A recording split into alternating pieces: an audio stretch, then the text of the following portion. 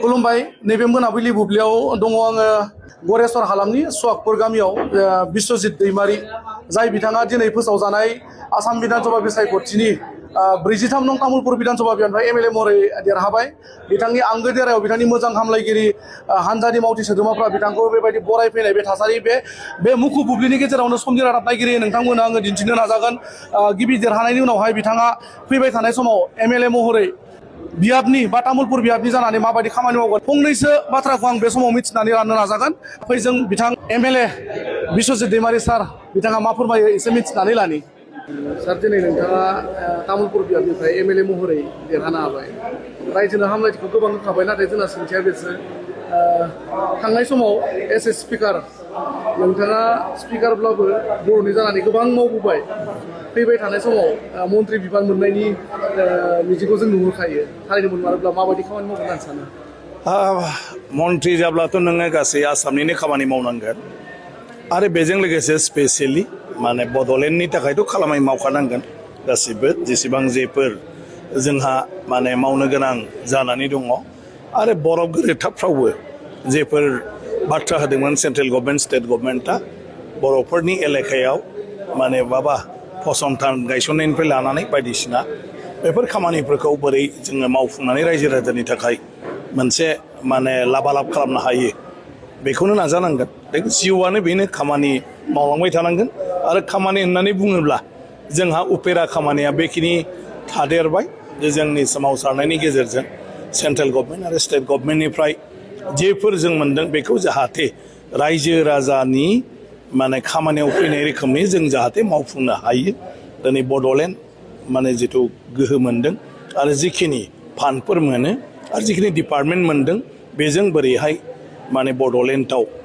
मोजाङै रायजो राजानि जौगाखांनायनि खामानि मावनो हायो बेवहाय रायजो सरकारनिफ्राय मा मदद नांगौ आरो बे मददफोरखौ बोरै माने खालामनो हायो बेखौ बिटिसिनि जोंनि मानाव गेदेर शिब हाग्रामा महिलारि बिथांजों सावरायलायनानै बिथांमोना जेरै लुगैयो बेबायदिनो खामानिखौ आं मावलांनो नाजादों तामुलपुर बियाब हिसाबै मानसि आरो मैदेरनि जेंना माने गले गले जाफ्लेबाय थानाय नुयो दा बे बिथिङाव माबायदि बे बेलायाव आं अलरेडि आंनि आगोलावबो पानेरि समस्थियाव बे जेंनाया दङमोन आरो दा बे हिसाबै आङो माने माखासे एक्सपार्टफोर आरो इन्टारनेसनेलि जेराव साक्सेसफुल माने जानाय माखासे प्रजेक्टफोर दं प्रग्रामफोर दं बेफोरखौ आङो माने अलरेडि जगाजग खालामगासिनो दंमोन आगोलावबो आरो बे लाइनजोंनो नायनानै बोरैहाय जोङो जोंनि बे मैदेरनि जेंनाखौ एसेब्लाबो मानसिफ्रा बिनिफ्राय रैखाथि मोननो हानायनि जों राहा लानो हायो आरो बेबायदि मा रोखोमनि प्रजेक्टआ जोंनि जायगायाव आरजाथाव जागोन जोंनिया जाहैबाय जिअग्राफिकेल माने एरियाबो भुमखौराङारि जिथु एरिया ओनसोल बेबो जोंना थिग नङा बेयावनो हाग्रा बेयावनो गामि माने बेबायदि जाजोबनाय बेवहायनो लामा बेवहायनो दै ओंखायनो गोबां जेंना बेवहाय मोनसे सिमाखौ थि खालामनोबो नाथाय जोङो गोदान टेक्न'लजिनि गेजेरजों माब्रैहाय होमब्लाबो माने जुनाद आरो मानसिनि गेजेराव माने एसे फारागथिखौ लाखिनो हायो बेबायदि माखासे प्रजेक्टखौ जों मावनांगोन आरो आं बेखौ जेरैखि जायाब्लाबो नाजागोन बेबो आंनि मोनसे मावनो गोनांनि बेलायाव गिदिर मोनसे आयदा तामुलपुर बियाब हिसाबै मोनसे मख'जाथाव इन्टारनेशनेल बर्डार जायो बे आरो फारसेथिं नुनो मोनो माने टुरिजम सेक्टराव गोबां जौगानाय लाबोनो हागोन बायदिखौ जों नुहुरो दा बे बेलायावहाय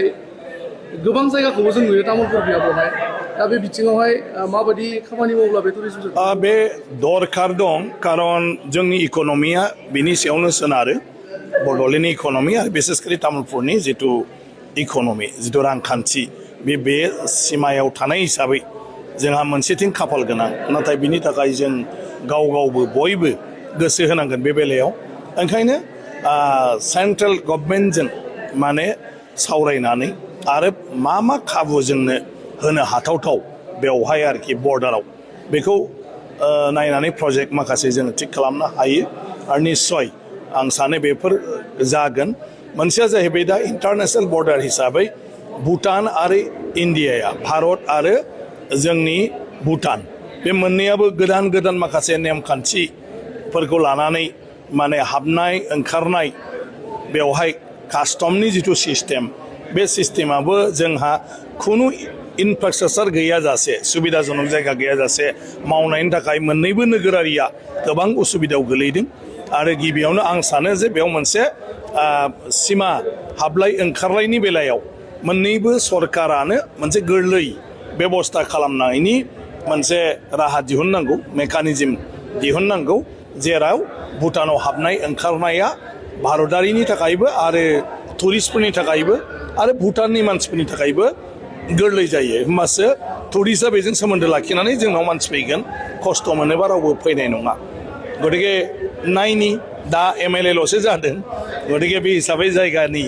जों हाबाफारियाव बेफोरबो दंफायो बे हिसाबै जोङो माने बबे बिफानजों बे सोमोन्दो गोनां माखासे हाबाफारि जों लानो हायो बे मथे आवगायलांदों थारै नोंथांमोना नुनो मोनबाय नैबे बिश्वजित दैमारि सार बिथाङा 43 नं तामुलपुर बिधानसभा बियाननिफ्राय दिनैहाय फोसावजानाय आसाम बिधानसभा बिसायख'थियाव MLA महरै देरहाबाय देरहानायनि उनावहाय समनि रादाबनि जर'खा मोगा मोगियाव बेबायदि बुंनायखौ नुनो मोन्दों दा बिथांनि न'आव बेबायदि थासारि